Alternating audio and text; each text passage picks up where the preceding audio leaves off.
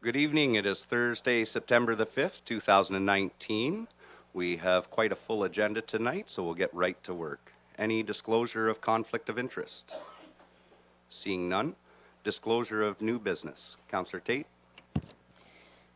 Whereas Oxford County Council received a proposal for the establishment of Hope House Oxford at 95 Light Street and 75 Grand Street in Courthouse Square, and whereas Oxford County Council has referred the proposal to the Director of Human Services for a report outlining the proposed details, implications, anticipated outcomes, and whereas Oxford County Council has not undertaken a request for proposal process for these two vacant buildings, and whereas Woodstock City Council believes that a competitive process must be used to ensure that public assets are used to greatest benefit of the community, and now therefore it be resolved that Woodstock City Council requests County Council obtain and consider competitive proposals that will support downtown revitalization through job creation and business attraction or other beneficial uses such as a post-secondary education.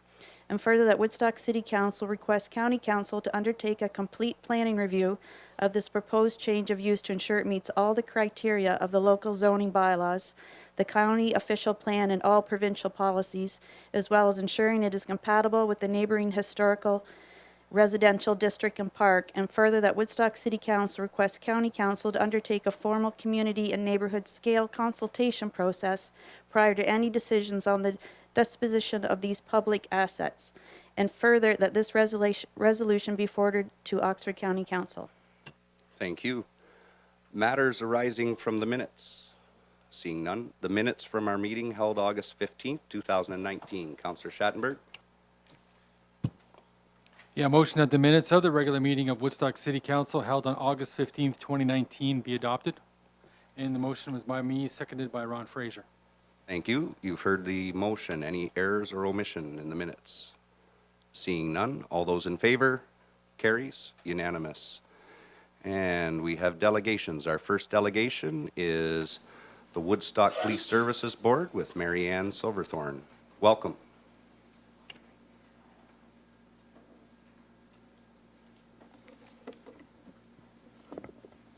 Your Worship, members of council and staff.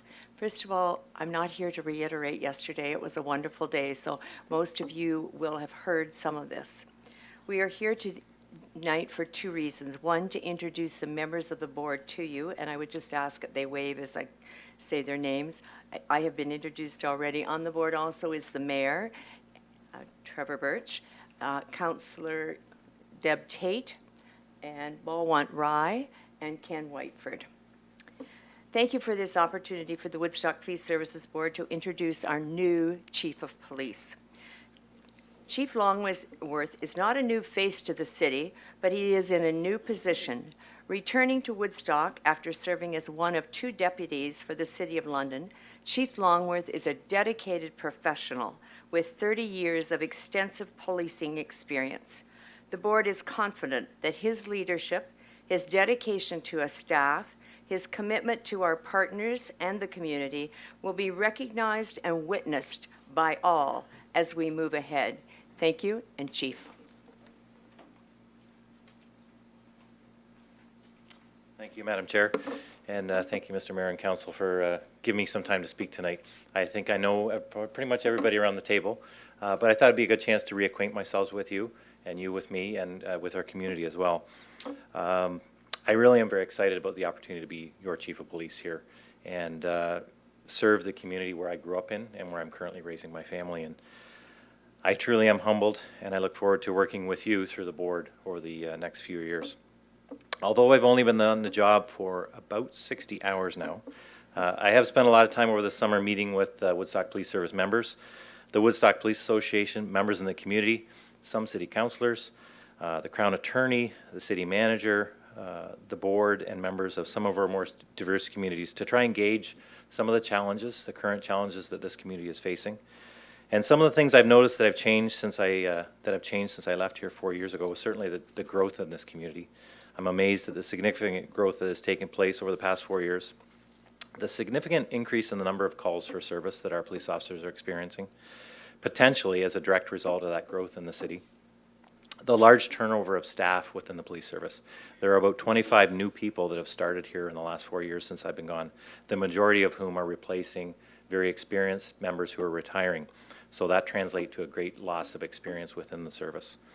The makeup of our community has changed, with a lot more people from diverse ethnic backgrounds moving to the city of Woodstock. Unfortunately, the very visible face of homelessness, substance abuse, mental health, and addictions that's also present in the city was not as visible as it was when I left. And I know it's becoming a significant problem, especially in the downtown core here. I do want to thank Council for approving immediate funding to support 2 additional officers that will assist us in addressing some of the more immediate needs that we're facing. The one thing that has not changed since I left is the quality of the people that make up the police service and the organization that I'm about to take over. I'm very impressed by the professionalism, dedication, and commitment of our people who really are trying to do their very best to make a positive difference in the community and in the people's lives. The reality, though, is that the stress, trauma, and mental and emotional demands of this policing profession has taken its toll on our members, and unfortunately, as a result, there are a number of our members who are off work due to significant health or occupational stress injuries, which is placing a strain on the delivery of frontline services. Although I'll need some time to do some additional and further research to assess and evaluate the present landscape, challenges, and opportunities, and as I work with my executive team in developing a strategic plan for the organization, I have established a number of immediate priorities I'd like to start focusing on. First and foremost being the wellness of our members. If our members aren't well, they can't serve the public. And if they can't serve the public, we won't be able to assist in making this a safer and a better place to live.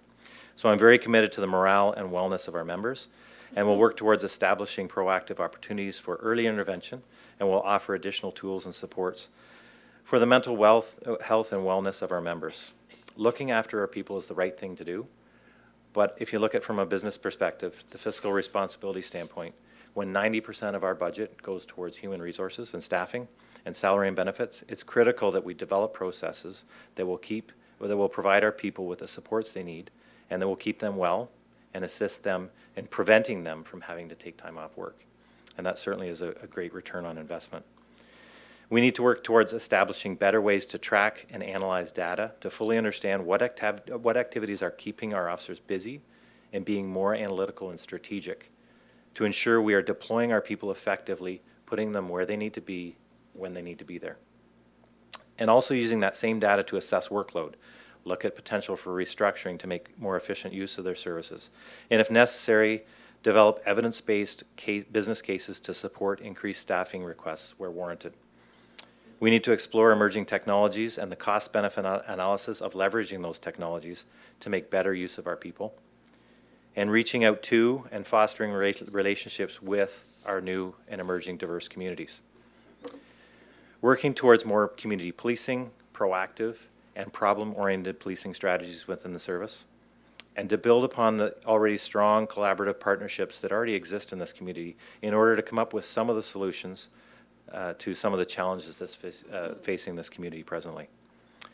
So in looking to address these priorities, I will always be looking to approach everything we do from a fiscally responsible lens, while balancing the need to provide effective and efficient policing and provide for the community safety and well-being of every citizen of the city of Woodstock. So in closing, I just want to reiterate my commitment to this police service, the many men and women that make up this police service, and the members of this community. And I look forward to serving as your chief for many years to come. So thank you very much for your time. Well, thank you very much, Chief. Questions of council? Councillor Atgioni. Thank you, Your Worship. Daryl, I was really sad to have learned that you left to go to London, I'll be quite honest. But in hindsight, that's probably fantastic for the city of Woodstock. You've got a lot of more experience in what you've done there, and just want to say welcome home. Thanks for coming back. I appreciate that. Thank you very much. Councillor Tate. More or less a comment, and so the chief is aware. Yesterday, I mean, I know a lot of people at the London Force, and they were all very disappointed when you left. And yesterday, it was a very good show from the London Police Department that they showed up, and the other departments. It was quite touching. And since I was doing the book, a bunch of people came up to sign it, and they're like, "Oh, can we put a sad face?" And I said, "You people all must be from London." And they said, "Yes, we are." So we're very, very happy that you came here. We're very thrilled, and this is a very good working board. We have a very good chair, very hardworking, and welcome back. Thank you, and that's one of the things that attracted me here was it seemed like the willingness of this board and this council to work with the police service and the other community partners to forge ahead. Former Chief Fraser, Councillor Fraser. Thank you, Your Worship. I just want to, so I've thanked Darrell several times now and welcomed him back to Woodstock. Obviously, I've known Darrell for a long time. Probably best got to know him when he first showed up as an auxiliary for the Woodstock Police Department. I've watched Darrell mature and grow and learn, and though we've had some fantastic chiefs in the past, Darrell is a true community person. He is here for this community. He'll do his job for this community, and I applaud the board for selecting Darrell to take the reins of this department now, because they're going to need his leadership. Thank you. Thank you. Further questions of council? Seeing none, thank you very much. Thank you very much, Your Worship. Excuse me, thank you very much. I just wanted to explain that. Thank you for taking us first, because as you can appreciate, even though the chief has been in the job for, what did he say, 60 hours or something like that, he has another commitment at 7:30, meeting a community partner and somebody in the service. So thank you again, and thank you for your support. Thank you. And as if any of the board members are leaving now, there will be a few more seats in the front row for some of those that are standing. Our next delegation is Gavin Houston with Aggregate Ontario. Welcome. It's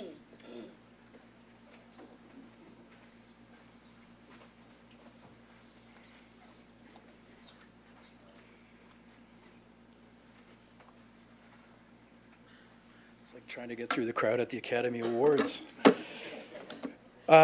Thank you, Mayor Birch and councillors, for allowing me to speak with you today about the issue of aggregate. Some of you have heard me talk before. I know Mayor Birch certainly has. And what I'm all about is trying to bring more awareness and change the way that we currently excavate aggregate in Ontario so that there's a better future for all of us. Currently, as you drive through the countryside, you see an awful lot of berms and barbed wire, and on the other side are many times large exposed bodies of water. And I just find it sad, and I have for 30 years. So 3 years ago, I got together with Peter Crockett and Oxford County and decided to have a good look at how these sites could contribute to sustainability and sustainable communities. And in this last 3 years, I have come to a realization that there's a huge disconnect between local government and the aggregate producers. There's not too many councils that don't sort of cringe every time there's a new pit opening up, because the public is usually up in arms about it. It's never a good thing. There's an awful lot of conflict. And what I found is that, you know, Oxford County has all these great programs about protecting source water and returning our natural heritage and creating green spaces and public spaces. But nobody's ever gotten down and talked to the actual agri-producer. The only time they ever see them is when their lawyers are with them and they're opening up a new pit. So we realized that there needed to be a conduit to get local government and the aggregate producers and concerned citizens and environmental groups and anti-aggregate people and pro-aggregate people. We need to get them together to actually start to have meaningful and open conversations about what is going on in the province, specifically in the high aggregate producing areas, and how can we change things for the better. One of the projects that we've been pushing for a while now is the Rome Park, which is the Rural Oxford All-Inclusive Mobility Park, where we're taking 4 or 5 gravel pits and opening them up and converting them to be a park specifically for people with mobility issues. To have that happen and open up would be a huge tourist attraction and be a real focal point for the communities and really highlight and demonstrate what these gravel pits can be. So that's just one of the examples of some of the things that we're doing. And if you look at this picture over here, what that is a gravel pit directly adjacent to the wellheads of Woodstock. And we went to, there's two producers there, two different gravel pits, and we went to the one producer and explained to him how source water protection is so important. To look at the other photograph of that, it shows specifically in the red and can we flip that? There, it's a significantly important area because of the closeness to the wellheads. Those red areas there means that they're of highest importance. Yet here is an open gravel pit where rainwater, when we don't drink rainwater for a reason, is penetrating into that water body directly adjacent to the wellheads. They're meters apart. We went there and talked to the producer and explained why that's not a good idea, and that we need to, if the filter material's been taken out, we need to put another filter back in to make sure that whatever rainwater and contamination that's in it is absorbed by plants, and that way create the filter, the barrier to protect the well water. Because of this communication, the pit owner was very pleased to hear about this. He had never put that together. It made a lot of sense. And he contributed a certain amount of money for us to go in and introduce aquatic plants into that open water body to create the barrier for your wellheads. We doubled the amount. We matched him dollar for dollar for what he contributed and installed all this stuff for free. And basically created a nursery of aquatic plants specifically for that area, because a new pit has opened up across the road and will be expanding and exposing more groundwater. And we can then take some of the plants as they grow and spread through the first pit, and we can transplant them to the other ones and create a barrier in all the areas around your wellheads. Immediately adjacent to that site is another aggregate site, and I don't even know who operates it right now. It's owned by a person who leased it out to another company, who then passed it on to somebody else and passed it on to somebody else. And they also store asphalt there. Now, personally, I don't like the thought of having asphalt stored directly to the source water that feeds your city wells. So there's a need for a dialogue with that person too. But we're just a small group, and we are trying to cover a large area. And so what we decided to do was hold a summit with Marcus Ryan and Zora Township, and it's on November 5th. And at that summit, we are trying to bring as many local governments as possible between Norfolk, Middlesex, and Oxford counties, through all the townships.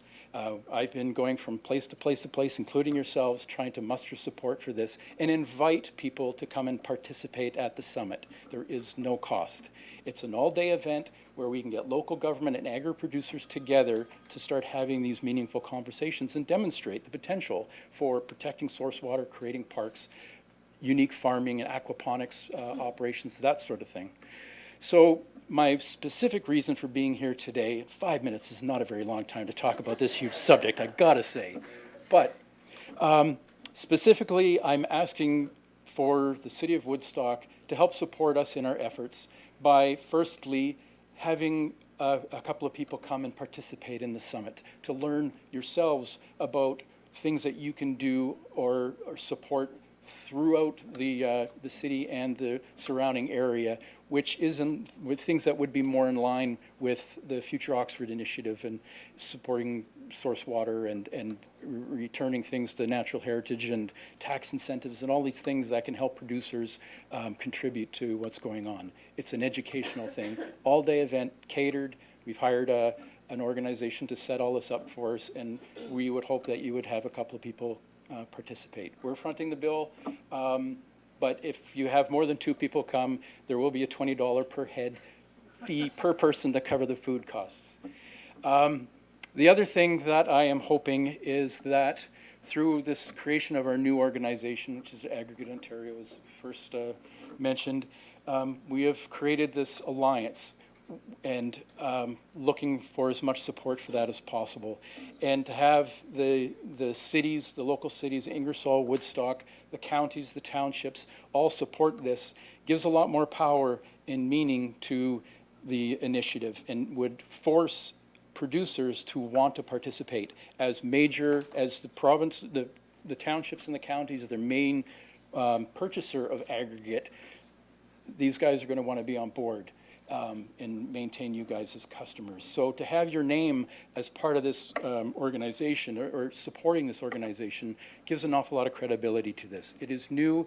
Everywhere I've gone so far, the reception has been fantastic, and I'm hoping that you guys will consider putting a resolution forward to become a member of the organization as well. $300 per year gets your name on it, and we will continually update you and invite you to summits and continue to do work like this at no charge to the local communities, and try and make Oxford and the area a better place.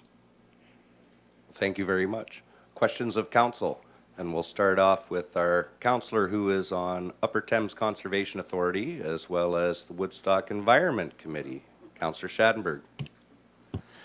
Thanks a lot, Mayor Birch. Through to our delegation here tonight. I see one of the things you talked about, lots of source water protection, but there's so much more involved with the environment. For example, you have a program that you're working on to reestablish or assist monarch butterflies, and so much other else is going on.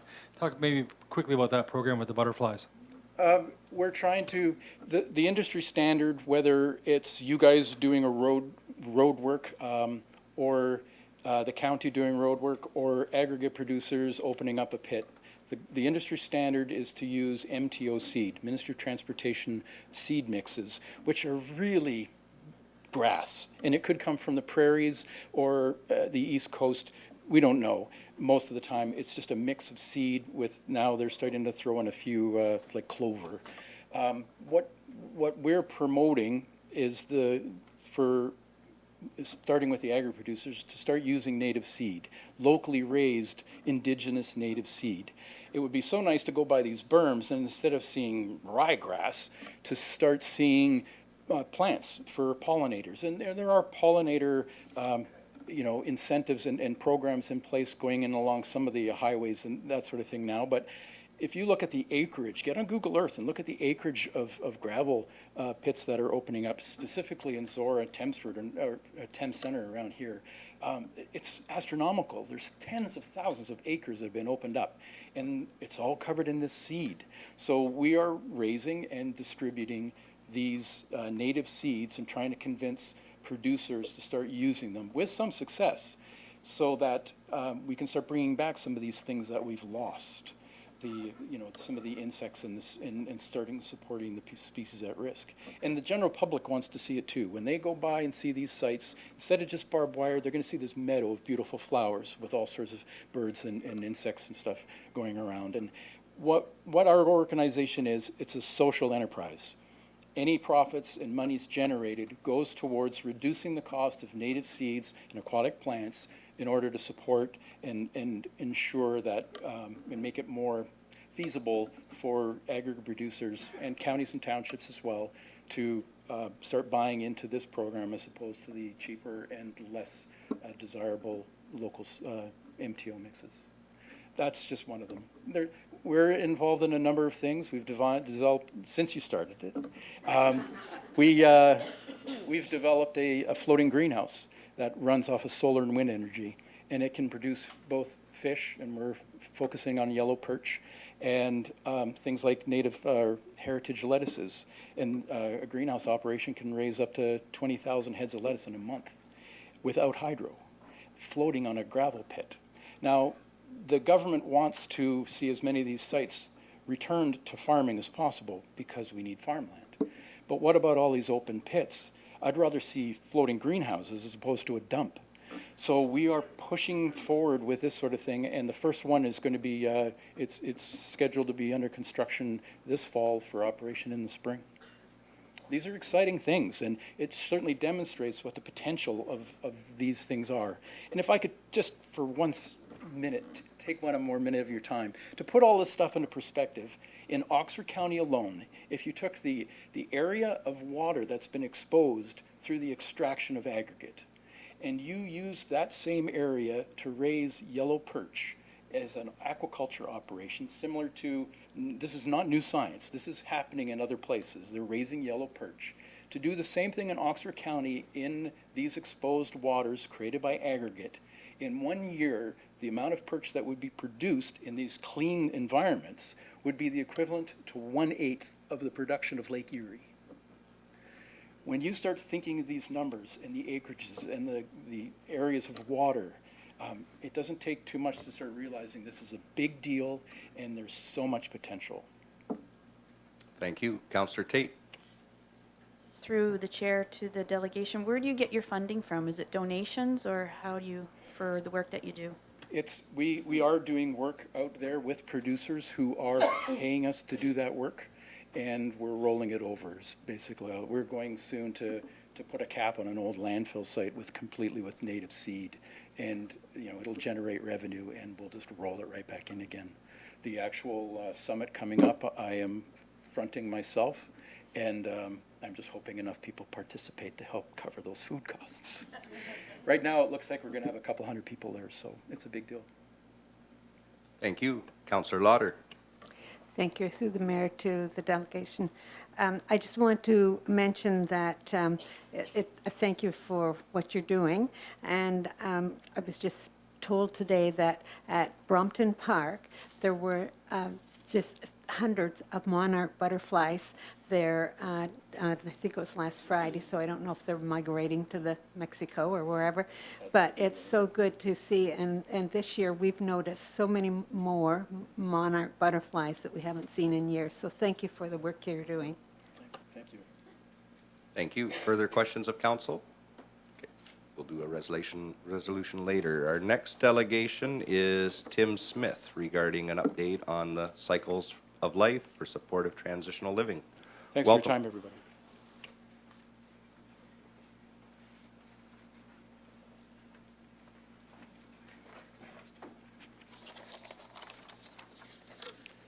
Good evening, everyone. Back in February, Cycles of Life started to sponsor the table Mondays and Thursdays in Museum Square. With the community grants that came available later, a few months later, we applied and you graciously approved that. So we thank you and the grants committee for those funds.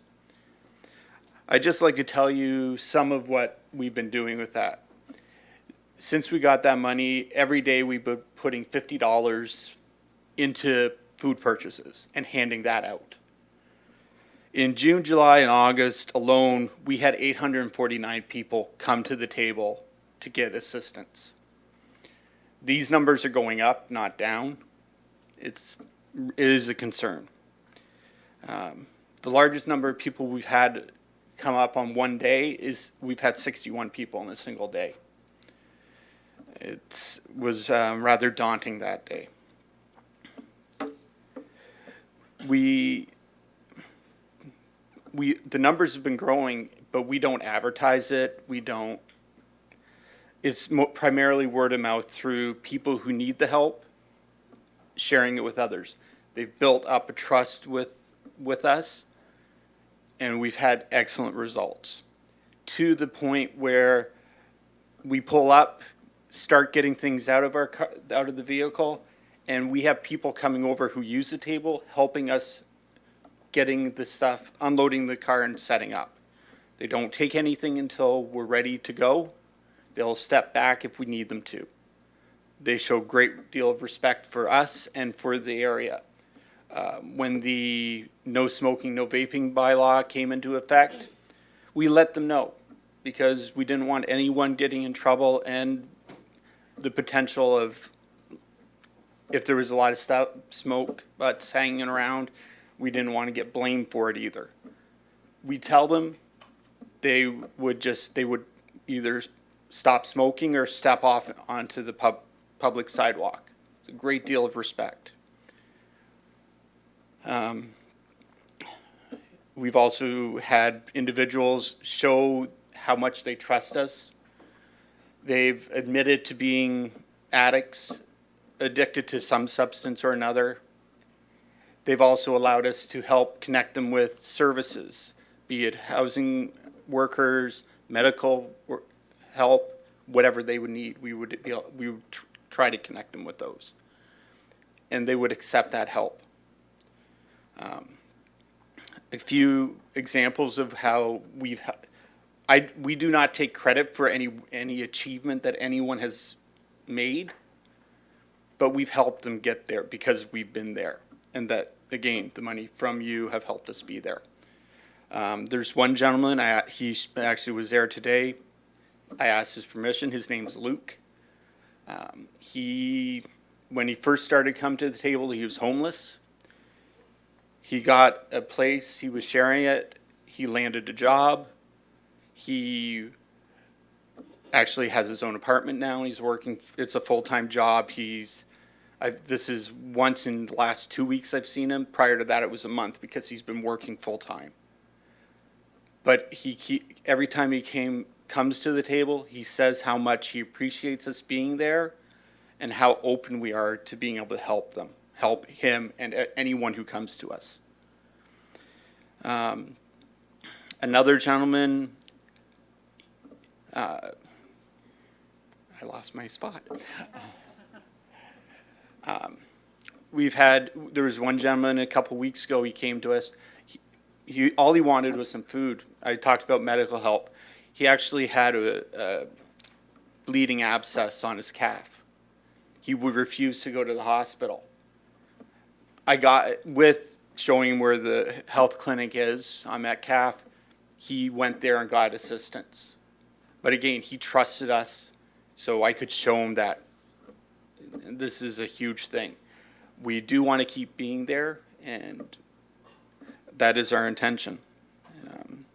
Again, we're helping the lowest rungs of the socioeconomic stat class, and those numbers are growing.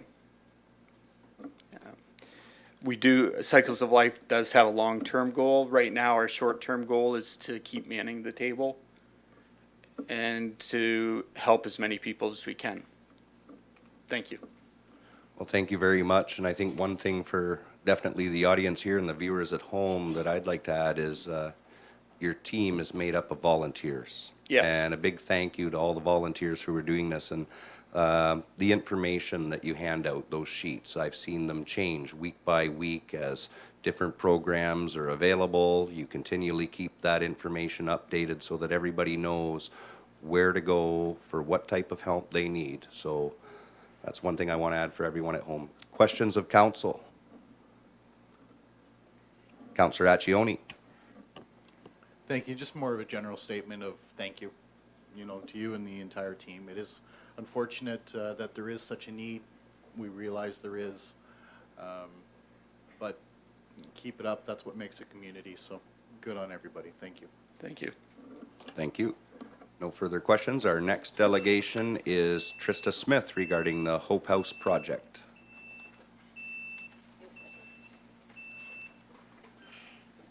Welcome. Thank you. Just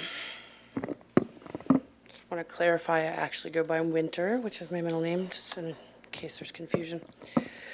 Okay, so hello and good evening to your worship and members of the council, everyone else in attendance. I'm going to try and speed through this real quick. Thank you for allowing me the opportunity to come before you to voice my thoughts. I'd like to highlight an excerpt from Chapter 1 of the Zero Poverty Plan. It's labeled Mobilize Local Resources. Cross-sector collaboration is an important step towards effective poverty elimination. This form of collaboration leverages the knowledge, expertise, and resources that partners across different sectors and stakeholder groups possesses and uses their varied strengths to work towards the common goal of eliminating poverty in Oxford County. Right off the bat, the Zero Poverty Plan calls for cross-sector collaboration. One of my biggest concerns with this project is the blatant lack of such. I feel Mr. Shapton and his partners have done the whole community an enormous disservice by excluding possible collaborators within the community. Due to my life experiences, I consider myself a possible collaborator as well. I left home at 13. I hitchhiked to Alberta, from Alberta to Vancouver. I lived on the streets for 10 years. I have seen more misery, poverty, heartache, death, and destruction than most, and I have done unspeakable things to survive. I've eaten out of dumpsters. I've been assaulted more times than I can count, and I know what it feels like to be surrounded by people and totally alone. I know what it feels like to lose almost all hope and want to curl up inside myself and die. But I also know what it feels like to be saved. Many times in my life I was saved in one way or another. But I will always credit my daughter for truly saving my life. She will forever be my hero. When she came along, I knew I needed to get away from the street life. It was the need to protect her that led to every action I have taken from the moment she was born until now. Now, I am a compassionate person, and even if I wanted to turn that off, I could not. When I became a mother and stabilized our lives, I wanted to use my life experiences and compassionate nature to help others. I wanted to be someone else's savior. I have spent the better part of the last 20 years volunteering my time, skills, and compassion to people from all walks of life. I have a lot of experience from both sides of this fence. Right here in the Friendly City, my crew and I have been running the community outreach table twice a week since December. I've never officially been trained as an outreach work, but an outreach worker is precisely what I am. One of my main concerns with the Hope House project is why only 14 of approximately 150 community partners were asked to collaborate. Why were none of the outreach workers on the front lines asked for our input, especially since collaboration is basically the first step listed in the Zero Poverty Plan, which Hope House supposedly built their business plan around? That brings me to another concern, the elusive business plan. Where is it? Mr. Shapton tells me he gave the county council a copy of the detailed, although unfinished, business plan and hub model, but I can't seem to find someone to verify this. As I understand it, Mr. Shapton and his partners have requested 2 empty county-owned buildings, $1.5 million for renovations, and another $250,000 annually for the next 20 years to open and run Hope House. That's a lot of resources the taxpayers would have to provide. It seems to me that the least that they could do is provide the taxpayers with a detailed business plan. I attended a meeting for homeowners in the immediate area that Hope House wants to set up shop. Mr. Shapton was present. I noticed that he seemed to regurgitate all the same scripted, hollow responses that he had given me previously one-on-one. Obviously, this raised more red flags, and I might add, no real answers were actually attained there either. I'd also like to know why they seemingly have not followed any proper planning procedures. Also, why does the whole project feel so rushed? Where are the details? Why were so few community partners asked for their input regarding whether or not there's actually a need for Hope House? And while I'm at it, why weren't the actual people in the sector this place is aiming to help consulted about what their needs are? I know many of the homeless by name, and I speak with them regularly. I'm there with them through much of their daily lives. I haven't seen Sean Shapton or Bill Van Haren at my side even once. Frankly, I'm concerned whether Sean or his partners have ever volunteered in our community at all. I don't believe any of them have any idea how to work with this sector or what needs they may have. Apparently, people from all over Oxford County will be bused into Hope House. I asked Mr. Shapton how they would handle it if these folks refused to get back on the bus to go back to their own communities. He said that they would lose their transportation privileges, but be allowed to remain in Woodstock and still have access to the free food, clothing, and other services at Hope House. It seems to me that this is just transplanting the poverty problem from all over Oxford to our community. I can't be the only one that is worried about this. I can't help but feel that we aren't being given the whole story here. There is such an overwhelming lack of information provided, and to top it all off, the services this place will provide are already being provided by other community partners, many of which are struggling to keep their heads above water as it is. The services that we do need, like a shelter, transitional housing, rehab, a proper hub model building, which representatives from our community partners can work together, will not be provided by Hope House. I'd like to close by saying that I do very much agree with the need for a hub model project in our community. I think we have a lot of community partners who are not connected with each other, and they really ought to be. I think a hub model building could really help with that and make the help we are able to offer more effective. I'm not against the idea of a place like Hope House. It's just that everything about this particular proposal feels underhanded and suspicious.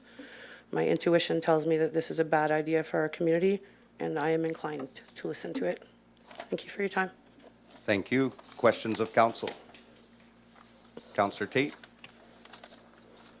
Just through your worship to the presenter, more of a statement, and just for the rest of council, we've been working on this downtown issue for quite a while. Councillor Lauder's been helping, and until this Hope House came up, I wasn't aware of all the partners that were involved. And one of the benefits that this has actually come out of, I met Winter, and I encourage all of council to get to know all these people that they've experienced, they know it, they've been there, and they're the ones, like I said when I first met Winter, I've never been addicted, I don't know anything about it, I don't know anything about homelessness, so how can I make a decision when I don't know, and these are the people that we should be talking to. Absolutely. Anybody who does have questions like that anytime, feel free. Believe me, I like to talk. Well, thank you. Further questions of council? All good? Nope. Thanks for your time. Keep up the good work. And our next delegation is Deborah Smith regarding the Hope House project. Welcome.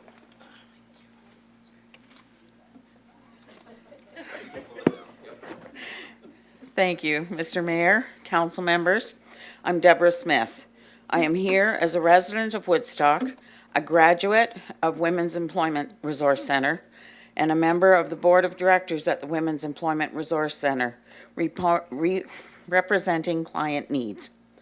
Why am I here? Because I am opposed to Hope House? Not necessarily. When I first heard of Hope House, it was a video on Facebook that caught my attention, with someone ranting about poor people, criminals, drug addicts in downtown Woodstock, and I got riled. I am so sick of the amount of times people are categorized. Each person has their own issues and deserves compassion and help, and programs that can and do provide this. When I calmed down, I began to look into Hope House, went to their website, checked it out, thought, this might be a pretty good idea. However, I also realized it would duplicate existing programs. The Women's Employment Resource Center provides education, emotional support, job finding, life skills. The Oxford County Health Center provides education in nutrition and multiple health issues, and many, many cooking classes.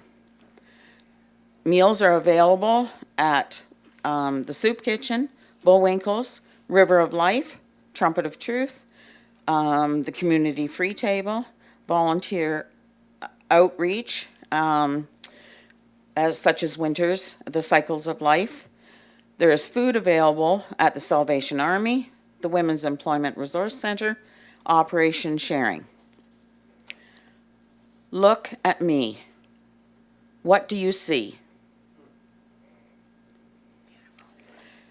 Did you see a 65-year-old on a fixed income, living in poverty daily, 4 years on the Ontario housing wait list? If not, look again, because that is me. Again, why am I here? Because of the help the existing successful organizations have provided for me and others like me. I do not want them to be overlooked and undervalued. I was in a very dark place when I entered the Women's Employment Resource Center. I did not know what was available there and if it was something I needed. After a lengthy interview, I was enrolled in the upcoming 12-week workshop. Within 2 weeks of beginning these workshops, I started to see a light in that darkness.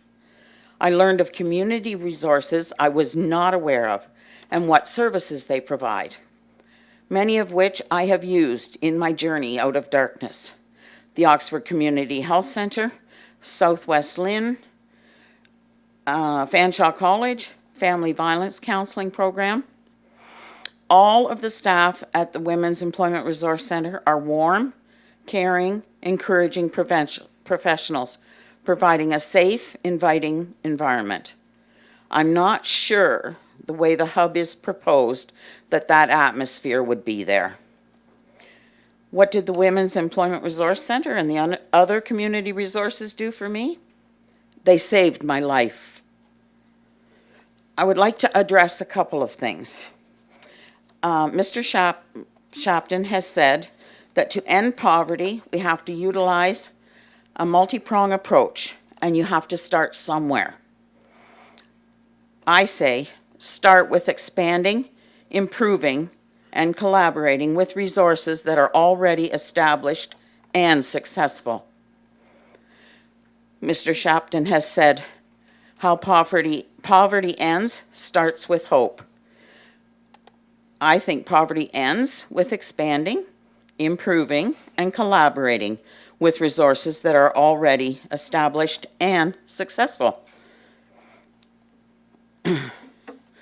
Mr. Shapton has said, my goal is never to eliminate or change what we have, simply to enhance it.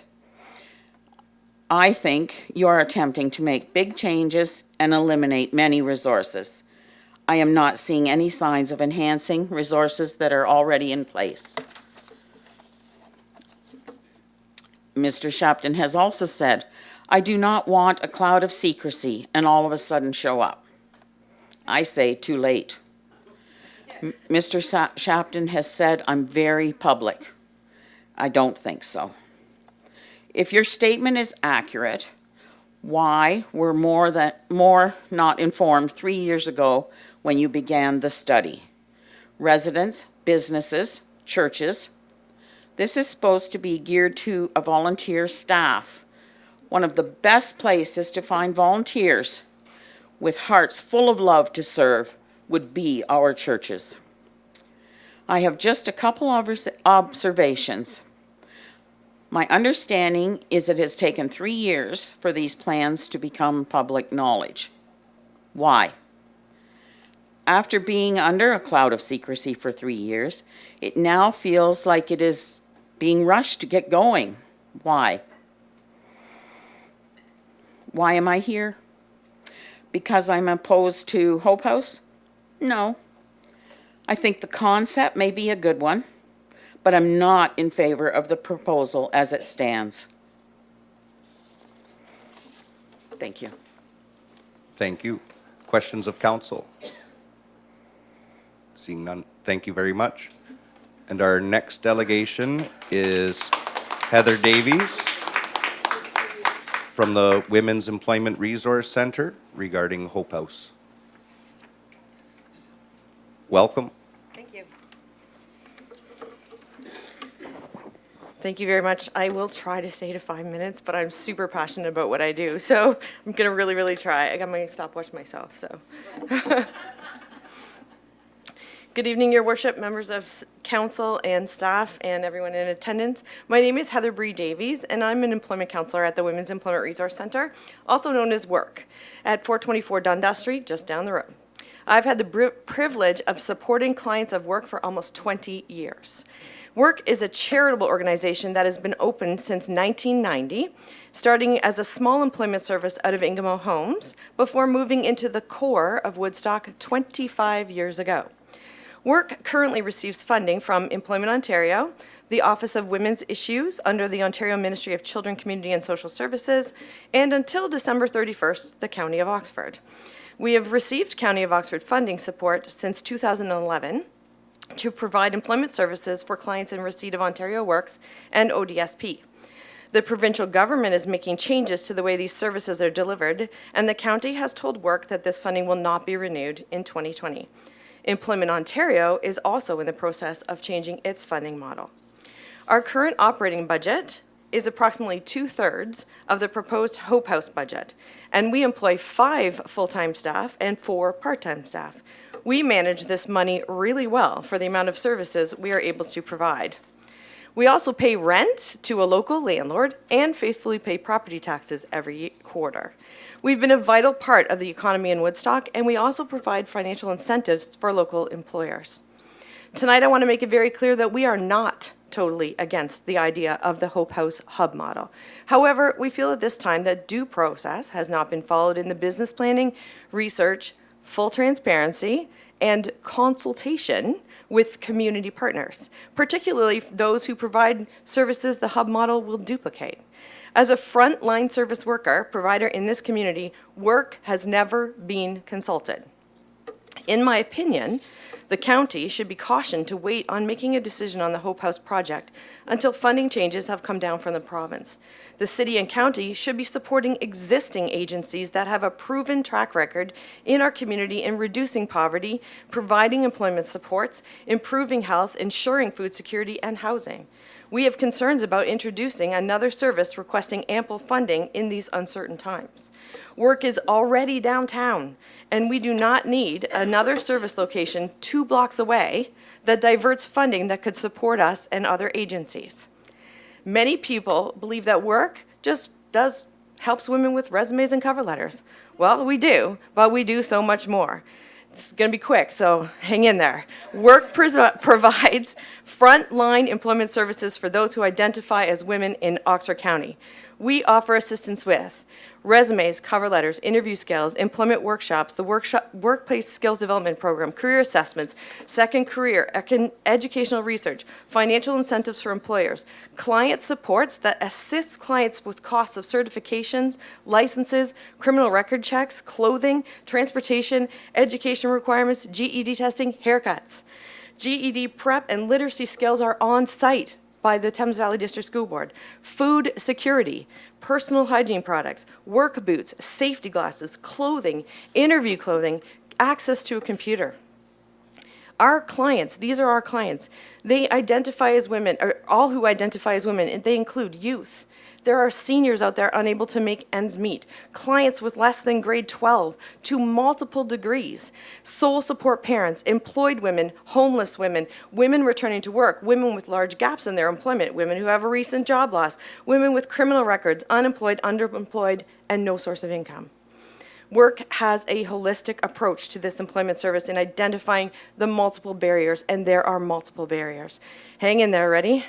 Lack of childcare or elder care, transportation, housing, no source of income, food security, criminal records, disabilities, age, addictions, mental health, physical health, legal issues, history of abuse, trauma, grief, lack of confidence, low self-esteem, children with disabilities, limited employment experience, lack of skills required for a current labor market, job retention issues, and more recently, victims of human trafficking. We refer clients to outside community agencies, Thames Valley District School Board, they're right on site, they do GED prep, Fanshawe College, Oxford Community Health Centre, Canadian Mental Health, Thames Valley Family Services for Financial and Budget Counselling, Elgin Oxford Legal Clinic, and that's just to name a few. I understand the first objective of Hope House was to engage in discussions with existing community agencies and partners. When work was not consulted in a project this big, it feels like the work we did is not valued. Not to mention, there's no reference to a gender lens in any information provided to council. Gender lens, ready? Applying a gender lens to civic engagement programs and materials means that those making decisions view those programs with particular attention to gender imbalances and biases.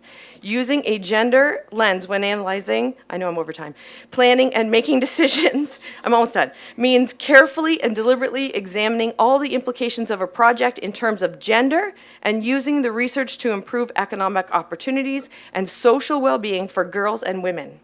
Work is an agency within the city of Woodstock that works directly in the core, and we've seen the changes in our streets, particularly in the last 18 months. When Work appealed to our community during a recent food crisis, our community responded overwhelmingly with donations of food, grocery, gas cards, clothing, and cash donations. Work is a safe place for women in this county to reach for a hand up with dignity and confidentiality. Losing this service for women in our community would be tragic. In fact, Work will be losing approximately $147,410, or 34% of our funding sources as of March 31st, 2020. At this time, Work needs financial support from our own community. We would invite any one of you to come and tour our facility and get a better idea of what we do. We're done being invisible. Work does not want the City of Woodstock or the County of Oxford to lose sight of us during the province's transformational change. Please value the good work that we do, the great team that we are, and the amazing people that we serve. Our community needs us, and at this time, we need our community just as much. Thank you very much, Heather. questions of council, and we'll start with Councillor Fraser. Thank you, Your Worship, and through to Heather. Heather, thank you. You know, I was, you give me a refresher of what work Women's Employment Resource Center did. Good. And I was well aware of it, of a lot of things, but I had forgotten a lot of things that are done there. And you've always done a great job. I remember when you moved into the Corps, or when they moved into the Corps. Thank you. And thank you for the refresher, because you've done wonderful things for this community, and we want you to keep doing it. Thank you very much. And we'll go Councillor Lauder, and then Through the mayor to Heather, I just want to thank you for that presentation. I had no idea what you do, and I think this would probably awaken a lot of people I out sure there, hope so. and as to what actually happens there. Thank you. And thank you again for your presentation. Thank you. Councillor Accioni. Well, I'm going to definitely mirror what my fellow councillors have said, though I am fairly familiar with what you do there. I certainly know a few of your clients and the great things they say about not only just you personally, but the whole organization. So just well done, well spoken, and thanks for sharing that with everybody. Thank you very much. Councillor Tate. Okay, through the chair, I have 3 questions for you. Oh, my goodness. Okay. What the address is, so everybody is aware. Do you take donations of whatever donations you take, clothing, food, at that location? And for everyone's benefit, who is your funds getting cut from? Is it getting cut from the county? Yes, we are being cut from the county. So do you want specifics about the cuts, or yes, Yeah, no? just how much the county's cutting Yeah, your... the county is cutting us $80,000 a year. Employment Ontario, so that's the province, is cutting us about $67,000. So it's about $147,000. We are at 424 Dundas Street. And yes, we take donations. We take food donations. We take cash donations. Yeah. We'll cash a check too. Or check. Grocery cards, gas cards, clothing, interview clothing. We take work boots. Thank you. Hygiene products. See, my posse's behind me, so. Yeah. So we're good. We do good work. I'm saying we do good work, and don't overlook us because we do the good work. Now, I know myself personally, I've known you for many years, the work that's been happening there, not you personally, but all of the team there. And I'm glad you mentioned that date of 2011. I remember helping find that funding at that point in time when I was in a different role. And of course, since that time, men are welcome to go to work. I received better receptions when my hair was longer for the cancer wigs, but even recently with short hair, men can stop in any time to see what's going on as well. So you're helping women in the community of all ages, but everyone is welcome to come through that door. So, Especially with a donation. or a check. Just saying. Just saying. And that's a question. Councillor Talbot? Great presentation. Thank Heather. you. You got a lot of energy. I told you I was passionate about what I do, so. And that passion is a good thing. Yes. You were talking about how you work with other agencies in the community. Mm-hmm. Is there any type of regular meetings where everybody sits down together and shares concerns, or like trying to, can we help you? There's never that opportunity. Like collaboration, or they're there if you need them. But There's certainly some projects that we've been a part of. The United Way has had some projects that they've certainly done to try to increase community collaboration. It's been tough. This year in particular has been really hard with all the funding cuts to even be able to have staff time away to be able to do those things. We've even had to stop meetings with the Employment Ontario unless we do them sort of by, Skype or whatever it is, just because of all of the cuts. So it's been, and because there's been such an increase of homelessness and need in the downtown core, we're really booked. We're really busy, which is good. And I would I would hate to see that go away, but I would be super open to, or my staff would be, and my executive director's back there too. We would be open to definitely a community collaboration for sure.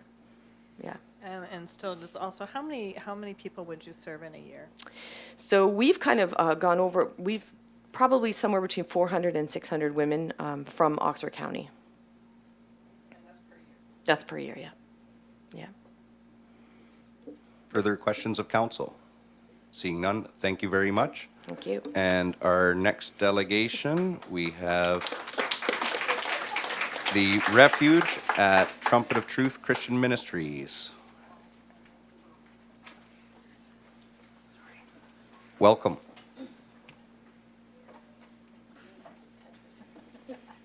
Thank you. Everyone before me was so well informed and so well spoken. I feel slightly underprepared. Forgive me. I'm here to represent the Refuge at Trumpet of Truth Christian Ministries. I'm here with Robert Montgomery, and between the two of us, we have 50 years, if you can believe it, of lived experience in addiction, homelessness, mental illness. Rob was in and out of the correctional system for 25 years, and Rob has been free and clear of all of that for about 2 years, and I myself have been for around a year. And almost right away, being in Woodstock, we immediately wanted to start helping people. So Rob started a little over a year ago, volunteering at CMHA and the Inn of Oxford, and sort of assessing a need there and wanting to share his story and really just be an encouragement and a hope for people in what most people would call a hopeless situation, because we don't hear a huge number of great stories of recovery. So we've been basically on the street, for lack of a better term, for about a year. And in February, we opened our doors at Trumpet of Truth Christian Ministry. We call it the Refuge. We opened it on Wednesdays and Sunday mornings. And we did that because that's where we identified a need. So because we were volunteering at both CMHA and the Inn of Oxford and spending so much time with individuals, we were seeing that CMHA's doors were not able to be open on Wednesdays at all. So in the cold, obviously, people were, they were used to having the drop-in times, and that was no longer available on Wednesdays. And Sunday mornings, because the library and other such places are not open until later in the day. We absolutely do not want to overlap services with anybody who's already absolutely excellent at what they do. And some of the other speakers here, like I applaud what they've done. I myself have used, I would venture to guess, at least 75% of the services throughout the community, and I'm so incredibly grateful for those things. I haven't even looked at my notes, so I'm probably off track, but I really, as much as possible, want to speak from the heart. We actually did prepare a video, a bunch of clips from the many, many people that we serve, and after some careful consideration, we decided not to share those, because I think when we are not actually asking for funding. We're solely funded by the members of our church, and we are completely volunteer-based. But I think what can have a tendency to happen is that we end up exploiting people's trauma for the purposes of obtaining funds. And we certainly don't want to do that. And this is definitely one of my concerns with Hope House. I am not in any way opposed to Hope House on principle. I think it's absolutely a repeat of services, and a repeat of services that are already done so well. And when you're dealing with vulnerable individuals and people who've been in and out of harsh systems, trust is absolutely the number one thing. Relationship is the number one thing. So we I have some concerns about whether or not this whole initiative is trauma-based at all, considering the segment of the population that Hope House is hoping to serve. When we talk to people, and we probably have good, deep relationship with about 200 people at this point, and we see consistently about 60 people each, or I'm sorry, 40 people about each Wednesday. I'm trying to average it out. We feed about 40 people. I'm sorry, I lost track of what I was saying. For the majority of the people that we serve, we're talking about generational poverty, generational addiction, generational trauma, generational in and out of corrections, and this sort of thing. And one of the major traumatic things, real or simply perceived, is CAS. And I find it incredible that this is being proposed to be in a building that many, many people for generations hold responsible, real or not, for the breakdown of their families, the loss of their own children. I don't think that there's been a careful consideration of that at all. I could say a million things, but really I think when we asked the people ourselves what they wanted, and we were actually quite surprised that this was going through without us knowing at all. Because we are in community so often, and we actually can't go out in community in our day-to-day lives anymore to just go and have a sandwich somewhere. We end up being in 2 and 3 hour conversations with people. We were so shocked that none of them had heard about this at all. None of them had been asked. None of them knew Sean Shapton. We hadn't heard anything from Daryl Watson, with whom we work quite closely about this. We, as peer supporters at Canadian Mental Health Association, had not heard anything about this. So I understand that we have not made ourselves well known to the general public. We're really proofing an idea at this moment, and we're not jumping in headlong to it.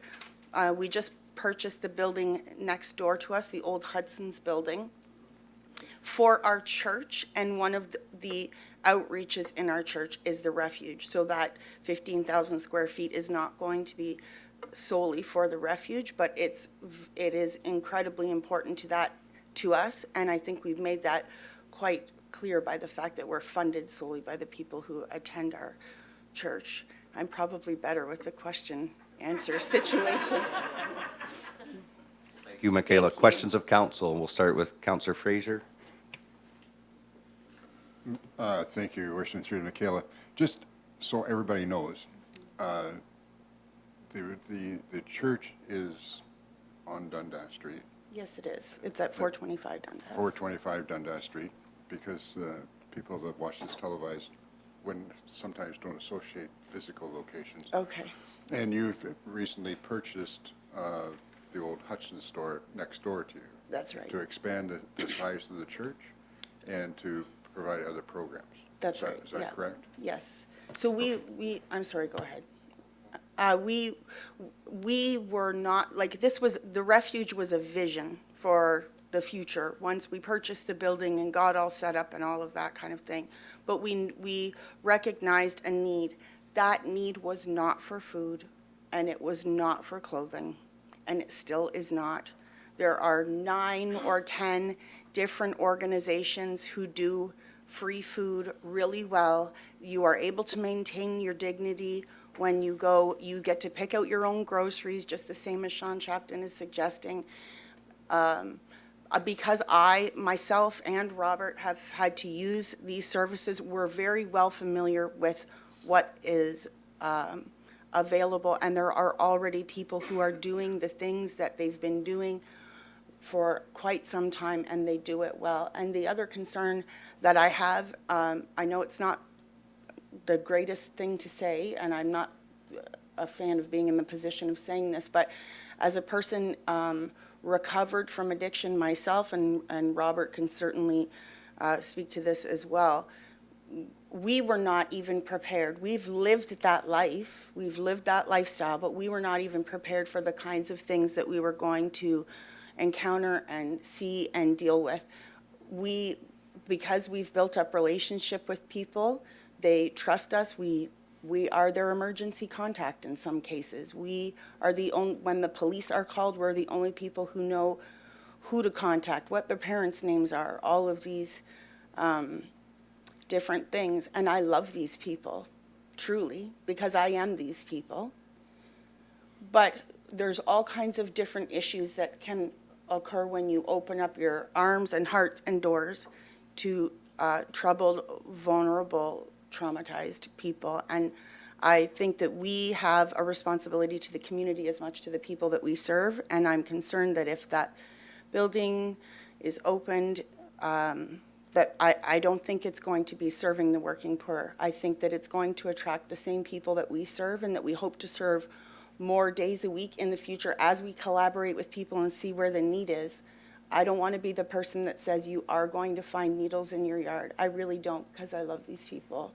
But that is just part and parcel. Thank you, and it's obviously your passion comes through with your speech.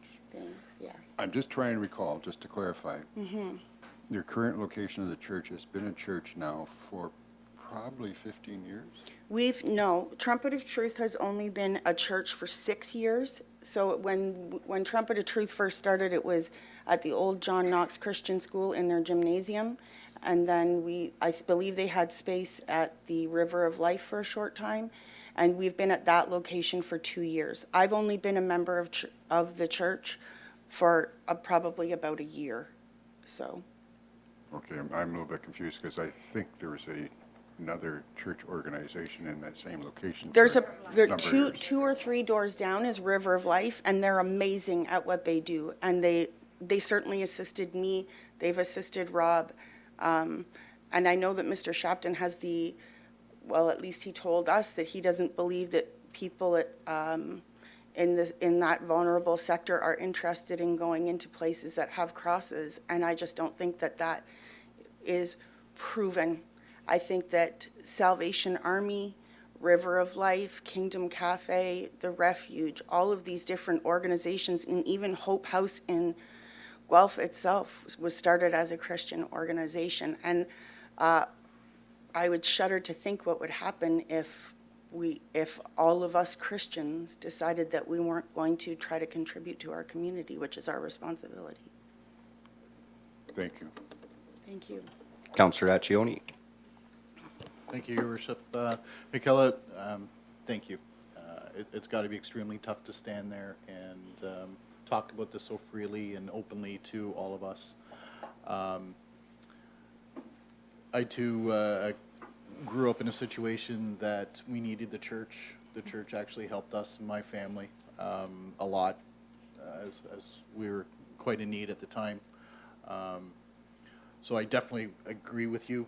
There is definitely a spot with Christians or not for the churches to help those in need. So without getting too emotional here, just thank you. Okay, keep it up. And really just have one question that you did mention that as far as you know, no homeless people themselves were spoken to by Hope House, but were you as an organization spoken with or met with Hope House at all? No, we were not, no. I actually found out about it by chance from something that ended up on Facebook, and I investigated because it's something that Robert and I are passionate about. And we really just want to, we just want to fit in wherever we're needed. So we would like to open our doors when needed, working with the already existing organizations. No, absolutely agree with you. So thank you. Thank you very much. Through the chair, thank you very much. And for everyone's benefit, Michaela was at the neighborhood information session, spoke very well. And one thing we haven't touched on, you kind of touched on it a bit, and the concern was the location.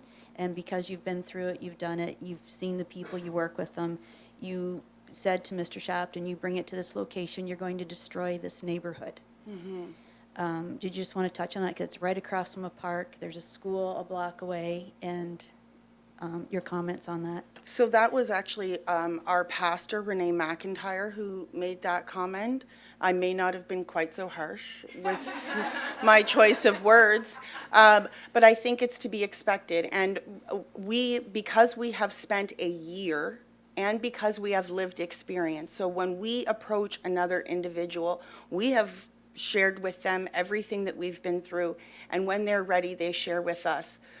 But we are pretty good at holding people accountable. So after a year, if I say to someone, that's unacceptable here, we can't, we have a responsibility to our community to keep them safe. They're pretty reasonable in responding. But something new that has no history here, these people don't know Sean Shapton. I know they know people at the health clinic, and that's great, and they're really great at building relationship as well, but I fear that accountability isn't going to be able to be there. That openness isn't going to be able to be there. And I would imagine that the police then are going to be there a lot, because under the types of guidelines that are sort of they would have to follow, we are able to be a little bit more lax about that, being a Christian ministry, and we probably tolerate a lot more than would be tolerated. So I'm sure the police would be there often. Well, I think one thing for the viewers at home, if you know anyone that needs laundry done, I know that the county had provided laundry facilities at one of our community partners at the inn, but many of the individuals are not allowed to do their laundry there at the inn anymore. And you have laundry facilities on the Wednesday. Last load gets started at 2:30? 2:30, that's All right, right. yeah. So I know we have a couple board members from Operation Sharing, and I see some former volunteers. I think there's a lot more work that community partners can do together to make sure that little gaps like having clean clothes is actually a really big thing for quality of life for individuals. Right, So- and really for them, housing, transportation, access to laundry, medical care, treatment. Thank you very much. Thank you. And so the next item on the delegation, we're going to do the consideration here. And who would like to go with the first one from the Police Service Board? How about Councillor Fraser? Thank you, Your Worship. I need to put my glasses on.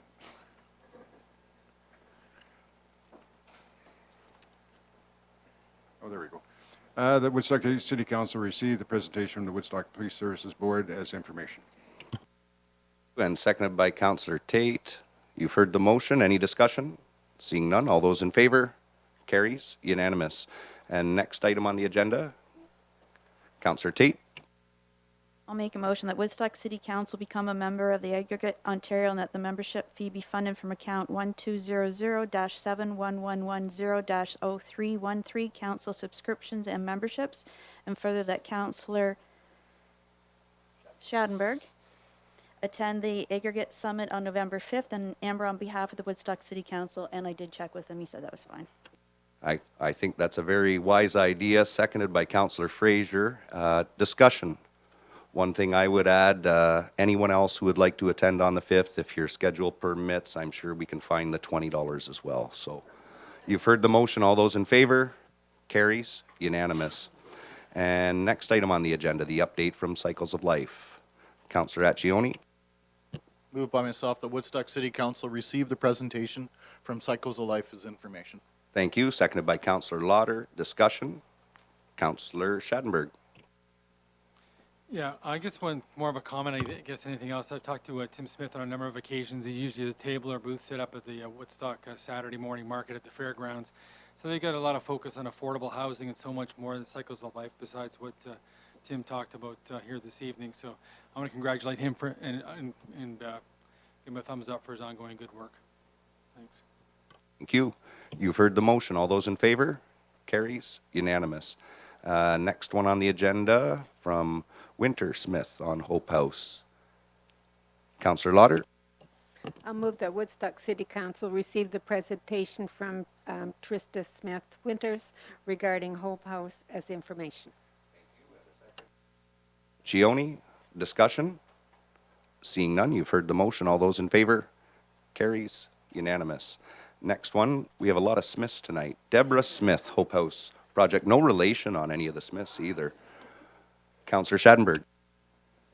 Yeah, thanks. That the Woodstock City Council received a presentation from Deborah Smith regarding Hope House as information. Seconded by Councillor Fraser. Discussion? Seeing none, you've heard the motion. All those in favor? Carries unanimous. And then we have Deborah, no, where are we at? Yep. Heather Davies, there we are on Hope House project. Councillor Accioni. That Woodstock City Council receive the presentation from the Women's Employment Resources Center regarding Hope House as information. And a seconder, Councillor Lauder. And discussion? Seeing none, you've heard the motion. All those in favor? Carries unanimous. And then our last delegation from Michaela Weir on the refuge, Councillor Tate. Or we receive as information. Thank you. And a seconder, Councillor Lauder. Discussion, Councillor Tate. Just a comment, the press is all here tonight, so now that all these people have come forward and the delegations, that hopefully we'll have some stories in the paper so more people are aware of what we have in the city. Right, and there's radio and paper here tonight, and especially for those that are already registered as charities and looking for cash or checks. You've heard the motion. All those in favor? Carries unanimous. Next item on the agenda is correspondence, and we have the correspondence regarding the second annual Kidstock. Councillor Accioni. Moved by myself that the correspondence received from Big Brothers Big Sisters of Oxford County regarding the second annual Kidstock request for in-kind support be supported. And a seconder, Councillor Lauder. Discussion? Seeing none. All those in favor? Carries unanimous. And that's taking place in conjunction with the big car show on the Sunday. Next item on the agenda is the correspondence from Jane Paquette regarding Hope House. Councillor Fraser. Moved by myself that the correspondence received from Jane Paquette regarding Hope House be received as information, and further the correspondence be forwarded to the Oxford County Council for consideration. And seconded by Councillor Lauder. Discussion? Seeing none, you've heard the motion. All those in favor? Carries unanimous. And then we have the correspondence from Kelly Duma regarding the Hope House. Councillor Lauder. I'll move that the correspondence received from Kelly Duma regarding Hope House be received as information, and further that the correspondence be forwarded to Oxford County Council for consideration. Seconded by Councillor Accioni. Discussion? Councillor Tate. Just for everyone's benefit, both of these women were at attendance at the information session. They're very, very well written letters. I encourage everybody to read these if you haven't read them, and share the information. Thank you. Thank you. You've heard the motion. All those in favor? Carries unanimous. And now we'll switch to stormwater. Who would like to go with the engineering report? We'll start, Councillor Accioni. Shall I make the motion that Woodstock City Council award the tender for the stormwater management facility sediment removal 2019 project to Ground Force Environmental Inc. in the amount of $285,050.70 inclusive of HST, and further that Woodstock City Council approve an additional $70,000 to be financed from the reserve for capital projects. Thank you. And a seconder, Councillor Tate. Discussion? Seeing Councillor Schadenberg.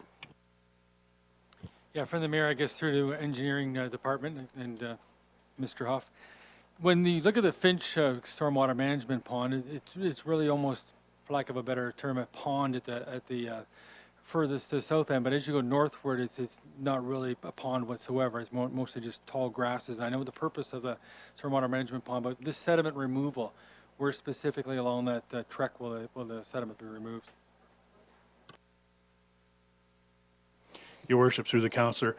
Basically, the intent is to remove the sediment that has settled in the bottom, that is taking out some of that volume of storage that was anticipated to in the original design to provide the stormwater management for downstream effects. So most of the settlement you don't actually see from the surface; it's below the low water. As I mentioned, that removal of that sediment will provide the volume of storage that was originally intended when the swim ponds were designed. Thank you. Further discussion? Seeing none, you've heard the motion. All those in favor? Carries. And the next item on the agenda, some more parking lot reconstruction. Councillor Fraser. The Woodstock City Council award the tender for the 2019 parking lot construction project to Permanent Paving Limited in the amount of $1,108,992.80 inclusive of HST. Thank you. And the seconder, Councillor Lauder. Discussion? Councillor Schattenberg. Maybe for everybody's benefit, Your Worship, our engineer could explain what parking lots are getting done. Your Worship, through the counselor, and I'm going to look this up because there's a number of them included in this contract. Basically, it was for the parking lot at our facility at 944 James Street, an expansion due to for the employees. A third of the complex parking lot, and we're hoping to do the rest of it over the next few years. The Brock Street lot, municipal parking lot, and the parking lot at Rose Park. Councillor Fraser. Thank you, Your Worship. So with the community complex, we'll do like a third this year, a third next year, a third the year after. Your Worship, through the counselor, provided the council approves that, yes. And just continuing on with that. And the Brock Street parking lot certainly requires some rehabilitation. But one thing I'm interested in, and probably Mr. Connors can jump in on this, is that with the paving of Roth Park, and I've heard from some of the from residents that back onto Roth Park, there's one of the advantages of such a poor parking lot is the fact that it cuts down on the mischievousness of some people in their vehicles.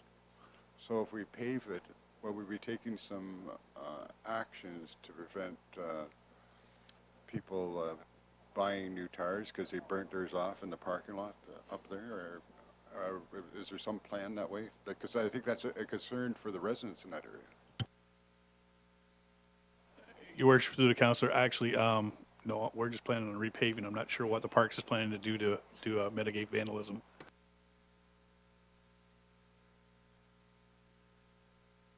I caught Mr. Connors off guard, Your Worship. And, you know, maybe that's something we can discuss at a later point, but two or three people spoke to me because they want to know when that parking lot might get repaved. And some people are glad to see it, but some of the residents that back up to that area are going, there's cars up there now ripping things up, and, you know, our police officers can't be everywhere, but maybe we should have put some thought towards what we're going to do to deal with that issue. Your Worship, through to the councillor's question, I can probably shed a little more light on. They're like, right now, we have had issues up there with people, even though I don't know how they burn out in that parking lot because it's full of potholes. But they're still doing that currently. So what we are planning to do is, you know, once we fix the lot, we can assess to see, you know, if there's any further mitigation that's required. But one of the things is we want to keep the lot maintained so that people that are using the park can actually use it without endangering their vehicles. Thank you. Councillor Schattenberg. Yeah, from the mayor through to, I guess, Brian Connors this time, for sure. I know Mr. Huff talked about the fact that the complex parking lot's going to be done in 2 or 3, or I guess 3 phases over time. Basically, the same thing has to be done at Roth Park, as far as it would be a lot of asphalt to be able to do the entire parking lot and the driveway, basically from Huron Street on and all at one time. Your worship, through to the councillor's question, yes, we are looking at a phased approach to the parking mitigation around both in Roth Park and the South Shore and the North Shore. So we can't afford to do it all at once, so we're looking at what the logical way to do it, like obviously getting the road mitigated into Roth Park, that long drive, and the parking lot becomes the first priorities, and then we'd be looking at parking lots on the North Shore as well. Thank you. You've heard the motion. All those in favor? Carries? Unanimous. And I have a feeling we'll have another one of those coming up on the agenda next year for all these phases. So next up is Cowan Fields Maintenance Building. Councillor Schadenberg? Motion reads that the Woodstock City Council authorizes an increase of $163,000 for the Cowan Fields Maintenance Building to be partially funded by the Development Charges Parks Reserves at $146,000 and Capital Project Reserves at $17,000. And notice is hereby also given that the 2019-23 budget, capital budget, is amended accordingly. And further, the Woodstock City Council then award the tender for the Cowan Fields Maintenance Building to PK Construction, Inc. in the amount of $1,038,696 inclusive of HST. Thank you. And a seconder, Councillor Tate. Discussion? Councillor Lauder. Through the mayor to Mr. Connors, could you just explain just a little bit of why this is needed in the north end for the public's use? We know, but Your worship, to the councillor's question, we have had a growth in our parks department as far as the number of parks and the number of assets throughout the city. So we do require a second shop to actually maintain this. There's a lot of wasted downtime when we're driving very slow-moving vehicles across the city to maintain parkland, and this was the best location as far as from our current shop that we would be able to build this second shop to be able to maintain parks. Thank you. Councillor Schadenberg. I guess again through to Brian Connors, where specifically is this building going to be built? Is it just sort of north of where Springbank ends? Your worship, through to the councillor's question, that's correct. It is just on the other side of the road from the Cowan Fields complex. That entire complex is just on the other side of the road at the end of that trail there, just on the other side of Springbank. Or at the end. Ooh, further discussion? Seeing none, you've heard the motion. All those in favor? Carries? Unanimous. Next up, we have the Development Commissioner reports. Councillor Tate. Move that Woodstock City Council authorize the mayor and the city clerk to sign the 3-year Ontario Transfer Payment Agreement with the Minister of Economic Development, Job Creation and Trade. Thank you. And a seconder, Councillor Accioni. Discussion? Seeing none, you've heard the motion. All those in favor? Carries? Unanimous. And then the lease extension. Councillor Tate. Move that Woodstock City Council authorize the mayor and clerk to sign the license agreement with Fanshawe College. Thank you. And a seconder, Councillor Lauder. Discussion? Councillor Schadenberg. Hate to ask this question, but I guess it's going to Len Magyar through the mayor from the Development Office. How specifically is Fanshawe College broken down that the back of the building, therefore, where their hallway is and there's classrooms and stuff, belongs to Fanshawe College, but the front of the building, which has been there for well over 20 years, belongs to the city of Woodstock?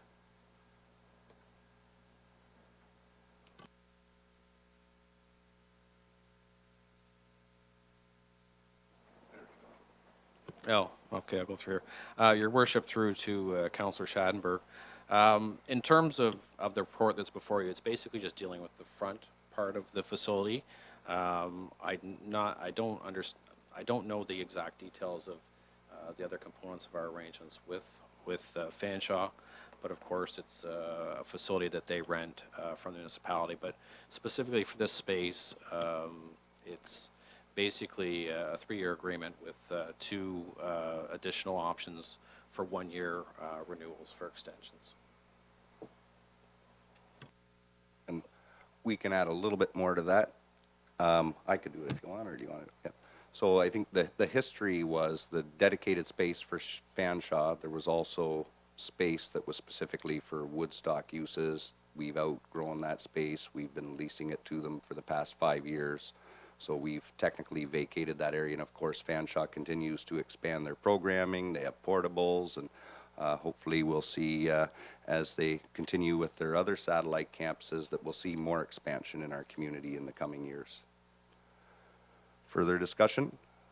Seeing none, you've heard the motion. All those in favor? Carries. Unanimous. And then we have the proposed sale of land for willow cultivation. Councillor Lauder. I'll move that Woodstock City Council authorize willow cultivation to act as the city's agent for the purpose of a zone change application on the subject site, and further that Woodstock City Council authorize the mayor and clerk to sign an agreement of purchase and sale with willow cultivation, and further that Woodstock City Council authorize the necessary bylaw to rescind bylaw 9295-19 as it relates to an earlier proposed sale to willow cultivation, and further that the report regarding the proposed sale of city-owned land to willow cultivation be referred to the bylaw section of the meeting. Seconded by Councillor Accioni. Discussion? Seeing none, this is much different than last month's meeting. You've heard the motion. All those in favor? Passes. Unanimous. And our next item is a proposed land sale. Councillor Tate.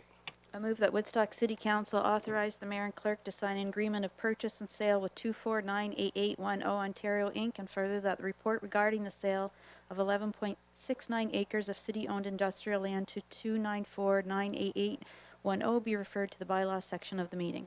Thank you. And a seconder, Councillor Schadenberg. Discussion? Councillor Lauder. Maybe through the mayor to Mr. Magyar, that this is all good news. So would you like to speak to this, please?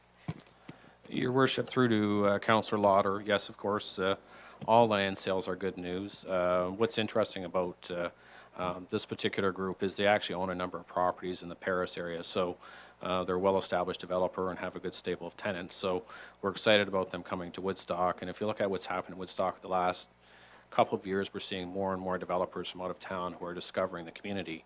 And the way they're looking at developing this property is it may be designed so that it accommodates one large user, or will also be designed so that it can accommodate a number of smaller users. And then, as outlined in the report, there are options for what we call properties B and C, where they will have a right of first refusal to expand the building as they take on additional tenants. Thank you. You've heard the motion. All those in favor? Carries. Unanimous. And another land sale. Councillor Accioni. Moved by myself, the Woodstock City Council authorize the mayor and clerk to sign an agreement of purchase and sale with Delege Properties Limited, and further that Woodstock City Council authorize the necessary bylaw to rescind bylaw 9308-19 as it relates to an earlier proposed sale to Delege Properties Limited, and further that the report regarding proposed sale of city-owned land to Delege, I'm sorry if I'm saying that wrong, Properties Limited be referred to the bylaw section of the meeting. That's okay. Seconded by Councillor Fraser. Discussion? Seeing none. More good news. You've heard the motion. All those in favor? Carries. Unanimous. And then we're talking about budgets. So the pre-budget 2020. Councillor Accioni. Moved by myself, the Woodstock City Council directs administration to prepare a 2020 budget that provides for a continuation of current programs and services, and further that City Council schedule a special budget meeting for November 26th and 28th, if required, 2019 at 5:15 p.m. for review of the capital budget, and for February 25th and 27th and March 3rd, if required, 2020 at 5:15 p.m. for review of the revenue budget. And further that all other budget presentations and final budget approvals be considered at regularly scheduled City Council meetings. Thank you. And the seconder, Councillor Lauder. Discussion? Seeing none. You've heard the motion. All those in favor? Carries. And that takes us, we have no notices of motion. New business. Councillor Tate. Whereas Oxford County Council received a proposal for the establishment of Hope House Oxford at 95 Light and 75 Grand Street in Courthouse Square, and whereas Oxford County Council has referred the proposal to the Director of Human Services for a report outlining the proposed details, implications, and anticipated outcomes, and whereas Oxford County Council has not undertaken a request for proposal process for these two vacant buildings, and whereas Woodstock City Council believes that a competitive process must be used to ensure that public assets are used to greatest benefit of the community. And now therefore it be resolved that Woodstock City Council requests County Council to obtain and consider competitive proposals that will support downtown revitalization through job creation and business attraction or other beneficial uses such as post-secondary education. And further, that Woodstock City Council requests County Council to undertake a complete plan and review of this proposed change of use to ensure it meets all the criteria of the local zoning bylaws, the county official plan, and all provincial policies, as well as ensuring it is compatible with the neighboring historical residential district and park. And further, that Woodstock City Council requests Oxford County Council to undertake a formal community and neighborhood scale consultation process prior to any decisions on the disposition of these public assets.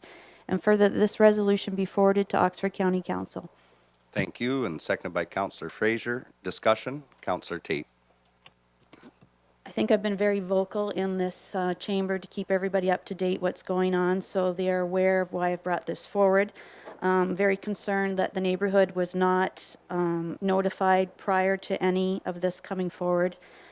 I've had a couple county councilors ask me, well, why would I vote on this? Well, I want to know how city council feels on it, because it's in your city, it affects you. So worked with the CAO and the clerk to get the wording correct for this, to send it off to county council. And I think I've probably spoken enough to it, but a lot of concerns, and I'm like a recorded vote.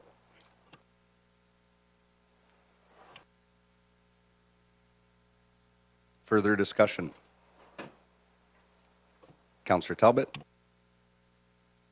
Thank you, Your Worship. I'm not going to be supporting this particular motion tonight, as I feel we are putting the cart before the horse. Mr. Shopton made a presentation to County Council, which unfortunately I wasn't present for, but I have reviewed it and as well have as the minutes taken at the meeting. If I'm not mistaken, staff at the county will be bringing back a report, and I have talked to many residents in the neighborhood and also in the community, and I understand that it is not welcome nor desired in that neighborhood. I've also had to listen to a lot of false information, and one of the things was that I was the instigator behind this and I was pushing it forward, which I find really funny because I haven't really spoken to this to anybody other than those that have called me, and I haven't really made my thoughts or things known to other people.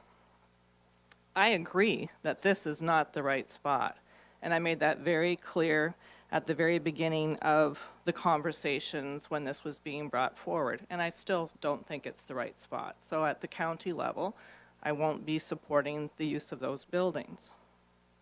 And I mean, it would also, that's my vote, but it's a majority of council and how they go forward. But now, because of all the rumors and wrong information, how does a project like this go forward, especially on a positive note? The personal investors and investment comes from people in our community who have taken lemons and made lemonade. They are trying to bring something to our community and help those that are impoverished in it. I have been to Guelph, to Hope House. Have the rest of you?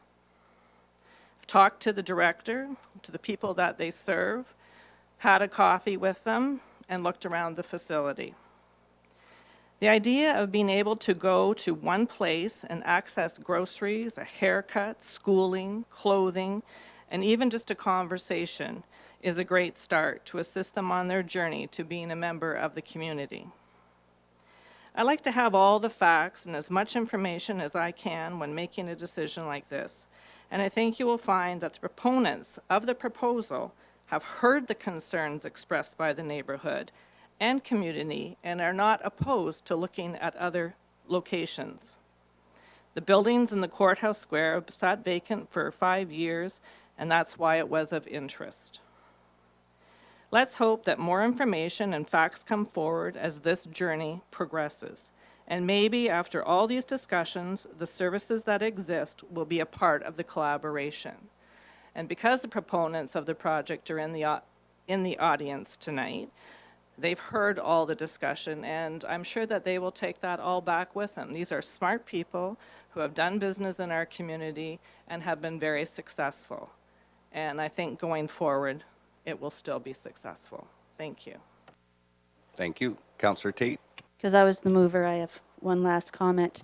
There hasn't been a lot of rumors because there hasn't actually been a lot of information. The information we have is the building was for $1 a year, 650,000 for operations and 1.5 million for construction. That's the information that's out there. That's all the information anybody has. So I don't know where the rumors and the false stuff, comments that Councillor Talbot's referring to. All these presentations that came forward today, almost all are privately funded. And the only one that came forward that is funded from the county is getting their funding cut. The Hope House in Guelph is 80% private and the rest is fundraised. It does not come from the taxpayers. That's why I have concerns with this. And when you say put the cart before the horse, the very first step with anything like this is planning. It comes to planning, it comes to council, the neighborhood is notified, and the public is notified. If there's misinformation out there, it's because nobody was notified of what was going on. And now that everybody is aware, it's been very helpful to everyone because we're aware of all the community partners that we have and what is available. Thank you. Thank you. Councillor Accioni? Thank you, Your Worship. I will be in favor of this, and that's mostly because of the lack of information.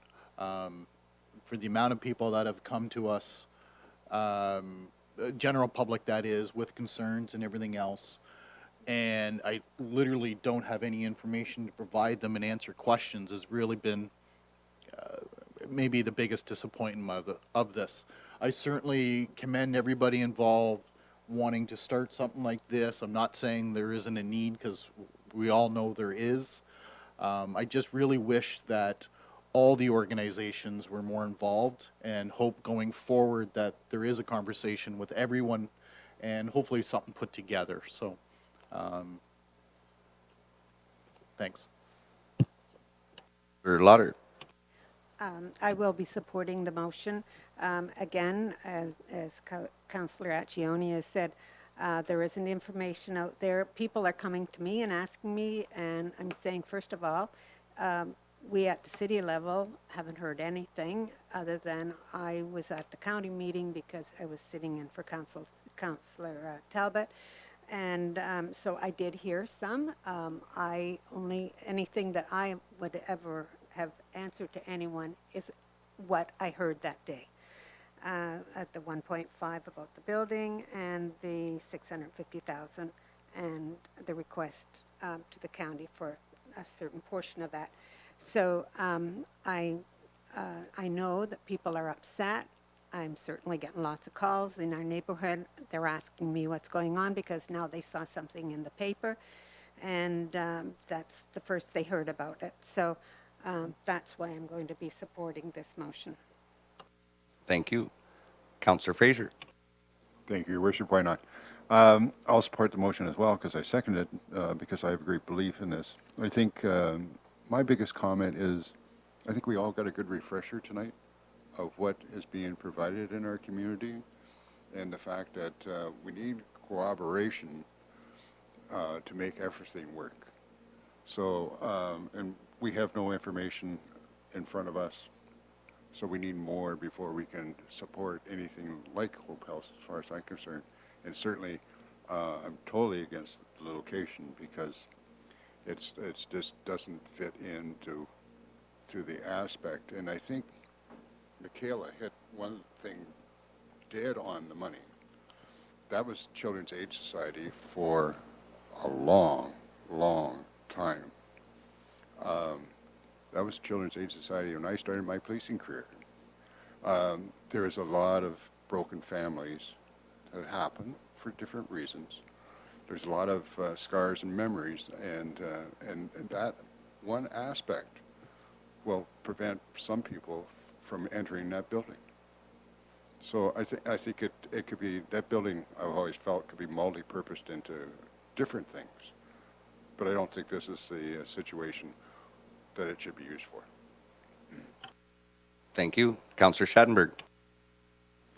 I've always strongly believed, although it's frustrating at times to believe in the public process, and that's for the request for proposals, and no matter what building might be available, whether it be these two on Graham and Light Streets that are sort of on the County of Oxford block. I also think in about 3 years from now, we're going to have a building on Graham Street that Hydro One houses in right now, and there will certainly be requests for proposals for the best use for that location, that building, that address, or anything for the city of Woodstock.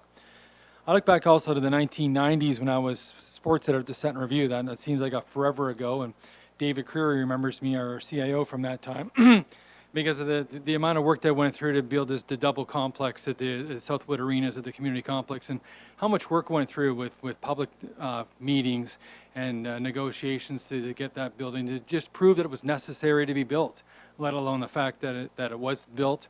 And David was deputy city engineer at that point in time, and I remember Wendy Calder was the mayor to come into city council meetings myself, and I think Juan Gregerson was the consultant that was sort of hired by the city of Woodstock to look into the necessity of building a twin pad arena. And of course, our Recreation Advisory Committee and the work that we'd done before I was on council with the Cowan Fields and going over the stats of ball teams and ball players and trying to prove that Cowan Fields was necessary and the dimensions of the ballparks became obsolete in Southside Park, and they had to be sort of rebuilt and renovated. So all that whole public process ideas, as frustrating as it can be to watch the clock tick by slowly as things get done, they have to be done correctly. And so those are two of the reasons right there why I'm supporting this motion. Say something too. So I've been speaking to the community about some of the transformational changes that have been going on at the provincial level, especially when we look at healthcare. We know that our paramedic services across Ontario are being merged into 10 units. We see changes at our LHINs and our hospital structures, and this is not going to stop. Tonight we heard from the Women's Employment Resource Center about the funding cuts through the county and the employment envelope. At our recent AMO conference, in talking with many of the policy type individuals that are there for all of the delegation meetings with the cabinet ministers and municipal representatives, we hear about more transformational change that is coming up in the very near future for all of social services and all of the non-governmental organizations that rely on grants from these various ministries, whether they flow through the county or come directly through those ministries. As we see these changes progress, we're going to see new models come out. We're going to see some of these agencies like Women's Employment Resource Center. Their funding cut means 2 less employees doing work on the ground. There was a meeting that took place here at City Hall regarding Hope House before any presentation was done at County Council. And on that day, with the CAO present, I gave helpful advice. Please don't rush. Wait till after the regional government review for the County of Oxford is completed. We might look totally different at our municipal level here in a few months. Also, I mentioned about those transformational changes that are coming up. I shared my concerns about the location that day as well, and that as some of these agencies become merged or have funding cuts, there will be other pieces of real estate that are available in our community. Winter hit it on the hammer on the nail tonight when she mentioned about the 150 community partners that we have, and that ranges from the big agencies like CMHA and Oxford Community Health down to the small ones run by volunteers like Cycles for Life, like the Salvation Army. And all of those community partners need to be involved in these solutions. And the County of Oxford has actually sent out letters to all of the partners that rely on that public fund, that watch your pennies, watch your dollars, don't count on the support in the future because there will be cuts. And that's why I am going to be supporting this tonight. We'll let the clerk take over for a minute. Thank you, Your Worship. The motion as presented on the floor, Councillor Tate? Yes. Councillor Talbot? No. Counselor Accioni? Mayor Birch? Yes. Counselor Fraser? Counselor Lauder? Yes. And Counselor Schattenberg. Yes. Motion carries 6-1. Thank you. And next up is bylaws. Counselor Schattenberg. There's 5 in total, so moved by Mark Schattenberg, seconded by Councillor Ron Fraser, that the following bylaws be given a first and second reading. 9321-19, a bylaw to amend the City of Woodstock Municipal Code, Chapter 134, Officials and Appointments. 9322-19, a bylaw to provide for the dedication and naming of parts of highways in the City of Woodstock. 9323-19, a bylaw to repeal bylaw 9308-19 and provide for the sale of certain lands owned by the Corporation of the City of Woodstock to Delege Properties Limited. 9324-19, a bylaw to repeal bylaw 9295-19 and provide for the sale of certain lands owned by the Corporation of the City of Woodstock to Willow Cultivation, Inc. And then finally, 9235-19, a bylaw to provide for the sale of certain lands owned by the Corporation of the City of Woodstock to 2498810, Inc. Thank you. And our seconder was Councillor Fraser. Discussion? Seeing none, you've heard the motion. All those in favor? Carries. And Councillor Schattenberg. That the following bylaws be given a third and final reading, 9321-19 through to 9235-19, the same 5 as just read. As seconded by Ron Fraser. And you've heard the motion. All those in favor? Carries. Unanimous. And tonight, we will start with Councillor Accioni. Thank you, Your Worship. Normally, I would, of course, talk about events and everything else, but I think in light of tonight's meeting especially, let's remind everybody that it is Suicide Prevention Month. September is, of course. Pulled up a few stats I was reading earlier today that is quite, I'm just going to share them briefly. 1 in 5 adults in America experience a mental health condition any given year. 1 in 25 will have a serious mental illness. Just let's stop the stigma. Let's just be willing to openly talk about it. No different if you're sick or you break a bone. Be sure to reach out to those family members, friends you know that are alone, old and young. Let's just stop the stigma. Okay? Thanks, everybody. Have a good night. Thank you. Councillor Lauder. Thank you. Just want to remind everyone the annual Taste of Art is happening on September 21st at the Art Gallery from 7 until 10 o'clock. So the tickets are available at the Art Gallery, and come out and have lots of fun. And all the fall classes, check out the Woodstock Recreation and the Leisure Guide edition of what's on Woodstock. There's lots to do out there coming up for the fall. And I just want to say thanks to the contractors and all the work that's being done at the corner of Lakeview. I can now come out the end of the drive and turn left and come into town. I don't have to drive all the way around the fairway and over the bumpy road in some places and through the construction and everything that's going on over on Fairway. So it's great. I know there's still lots of work to be done and the lights aren't activated yet, but at least we're seeing an end to it. So it's wonderful. So thank you. Thank you. Councillor Talbot. Thank you, Worship. Just a question through to Mr. DeHaan. Sorry to catch you off. Mr. DeHaan, I had a resident call me. I mean, speeding has been a really big issue in the community this summer. I've had numerous calls regarding different areas in the community. But this person lives on a pretty good stretch between a couple of schools. And he was wondering about the opportunity for us to put down the temporary speed bumps, because the area, one's within a high school area, and I mean, it's also within a K-8 school and nursing home area. And just these temporary speed bumps, I have seen them before. They can go down, so they could go down for 6 months and be taken up, because that's one of the reasons we don't have them, because of snow plows. Is that something that the city would consider in areas where speed is an issue? Your Worship, through the councillor, certainly that is something that could be considered. Matter of fact, I think we included that as an option on a survey that we put out for a possible four-way stop last year when we surveyed the neighborhood.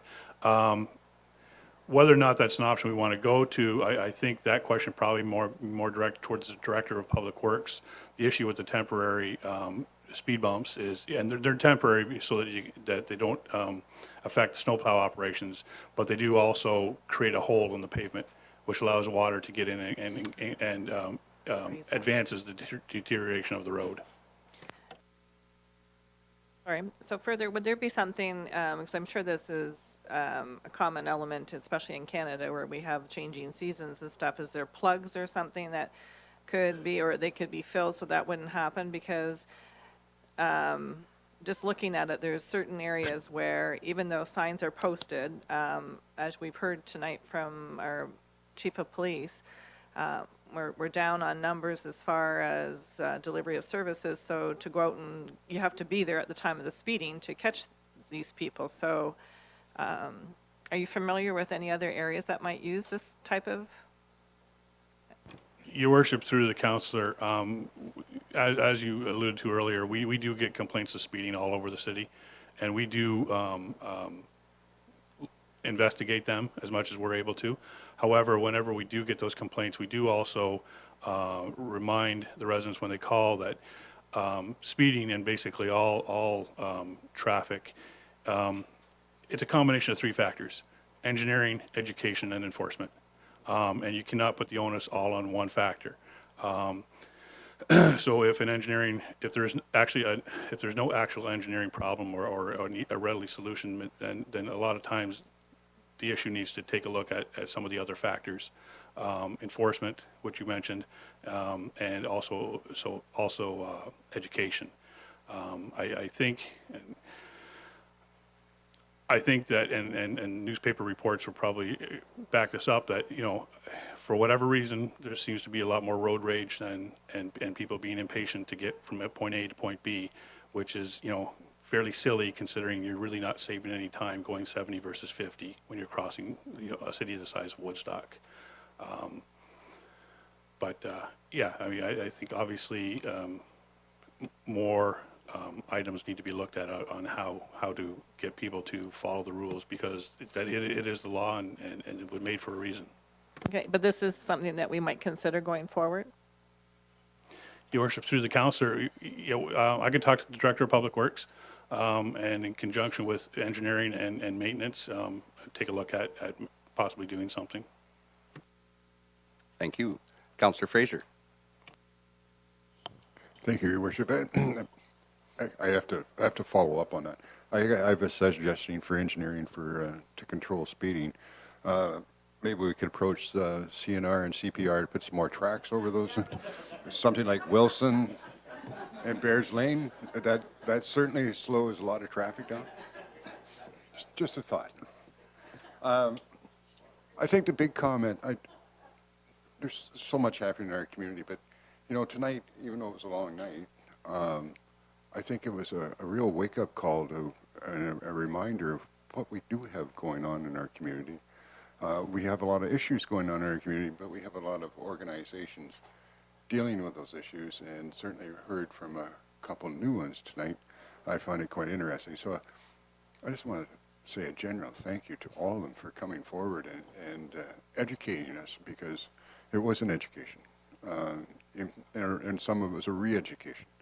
And I remember when we first started organizing the community health care center.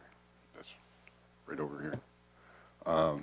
It was a team effort, and there was a lot of consultation with the current organizations to bring it all together. And eventually, it came to be. We can't rush these things. That was a 7-year stretch to get that into place. So we just need to hopefully affect county council, slow down, and let's look at this really well before we go any further. That's my comment. Thank you. Thank you, and yeah, I couldn't echo that anymore. We really do have a blessed community when you look at all of the people that give of their time and talents to make it what it is. Councillor Schadenberg. I actually have an item about public consultation to remind people on Tuesday, September the 17th, from 3 until 7 o'clock, Woodstock Museum's the place to be. Let's Talk Downtown Development Plan continues. Renew Downtown Woodstock is also kind of the focus of the idea as to how to attract shops to Woodstock, parking questions, cultural plan, museum square, people living downtown. There's so much things about the focus of the downtown. So it's Tuesday, September 17th. 3 until 5 is kind of the open house.